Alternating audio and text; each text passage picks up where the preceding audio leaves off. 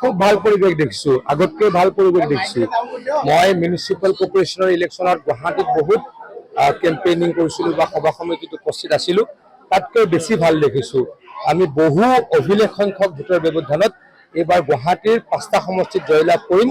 লগে লগে অসমতো NDA বা বিজেপি, AJP, BPF, ৰাভা যৌথ মঞ্চ আমি সকলোৱে মিলি অভিলেখ সংখ্যক চিটত এইবাৰ জয়লাভ কৰিম। এবাৰ যদি আপোনালোকৰ চৰকাৰ যদি আহে তেতিয়াহ'লে গুৱাহাটীবাসীৰ বাবে কোনকেইটা সমস্যা? গুৱাহাটীবাসীৰ ডেভেলপমেণ্ট আমাৰ অত্যন্ত ডাঙৰ লক্ষ্য। বহুতখিনি কাম কৰিছোঁ, আপোনালোকে দেখিছে। মই অলপ আগত নুনমাটিত সুধিছিলোঁ আপোনালোকৰ এতিয়া হেনৰিক কলেজলৈ যাওঁতে কিমান সময় লাগে। তেখেতসকলে কৈছিলে 10 মিনিট লাগে। ইয়াতো সুধিছিলোঁ আপোনালোকে ৰিজাৰ্ভ বেংকলৈ কিমান সময় লাগে যাওঁতে, 10 মিনিট লাগে বুলি কৈছিলে। আগতে 1 ঘণ্টা লাগিছিল। ইয়াৰ পৰা যদি কোনোবা দিছপুৰলৈকে গৈছিল, আগতে 1 ঘণ্টা লাগিছিল, তাত 15 মিনিট লাগে। বহুত কাম অলৰেডি কৰিছোঁ। এই ৱাৰ্ডটোত 80% মানুহে পানীৰ কানেকশ্যন পাইছে। মই সকলোৰে আগত আপোনালোকৰ আগত সুধিছিলোঁ।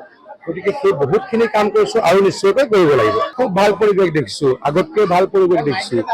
মই মিউনিচিপাল কৰ্পোৰেশ্যনৰ ইলেকশ্যনত গুৱাহাটীত বহুত কেম্পেইনিং কৰিছিলোঁ বা সভা সমিতিত উপস্থিত আছিলোঁ। তাতকৈ বেছি ভাল দেখিছোঁ। আমি বহু অভিলেখ সংখ্যক ভোটৰ ব্যৱধানত এইবাৰ গুৱাহাটীৰ 5টা সমষ্টিত জয়লাভ কৰিম। লগে লগে অসমতো NDA বা বিজেপি, AJP,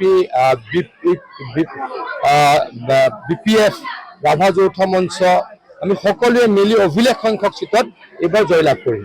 এবাৰ যদি আপোনালোকৰ চৰকাৰ যদি আহে তেতিয়াহ'লে গুৱাহাটীবাসীৰ বাবে কোনকেইটা সমস্যা? গুৱাহাটীবাসীৰ ডেভেলপমেণ্ট আমাৰ অত্যন্ত ডাঙৰ লক্ষ্য। বহুতখিনি কাম কৰিছোঁ, আপোনালোকে দেখিছে। মই অলপ আগত নুনমাটিত সুধিছিলোঁ আপোনালোকৰ এতিয়া হেনৰিক কলেজলৈ যাওঁতে কিমান সময় লাগে। তেখেতসকলে কৈছিলে 10 মিনিট লাগে। ইয়াতো সুধিছিলোঁ আপোনালোকে ৰিজাৰ্ভ বেংকলৈ কিমান সময় লাগে যাওঁতে, 10 মিনিট লাগে বুলি কৈছিলে। আগতে 1 ঘণ্টা লাগিছিল। ইয়াৰ পৰা যদি কোনোবা দিছপুৰলৈকে গৈছিল, আগতে 1 ঘণ্টা লাগিছিল, তাত 15 মিনিট লাগে। বহুত কাম অলৰেডি কৰিছোঁ। এই ৱাৰ্ডটোত 80% মানুহে পানীৰ কানেকশ্যন পাইছে। মই সকলোৰে আগত আপোনালোকৰ আগত সুধিছিলোঁ। গতিকে সেই বহুতখিনি কাম কৰিছোঁ আৰু নিশ্চয়কৈ কৰিব লাগিব। খুব ভাল পৰিৱেশ দেখিছোঁ, আগতকৈ ভাল পৰিৱেশ দেখিছোঁ। মই মিউনিচিপাল কৰ্পোৰেশ্যনৰ ইলেকশ্যনত গুৱাহাটীত বহুত কেম্পেইনিং কৰিছিলোঁ বা সভা সমিতিত উপস্থিত আছিলোঁ। তাতকৈ বেছি ভাল দেখিছোঁ।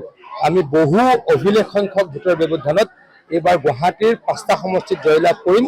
লগে লগে অসমতো NDA বা বিজেপি, AJP,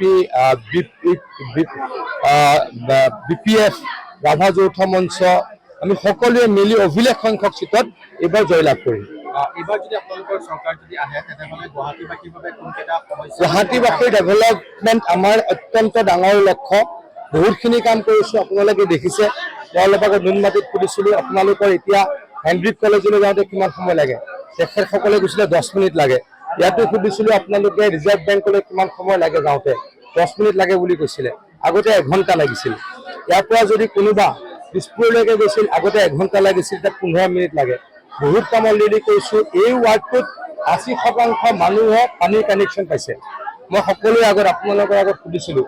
গতিকে সেই বহুতখিনি কাম কৰিছোঁ আৰু নিশ্চয়কৈ কৰিব লাগিব।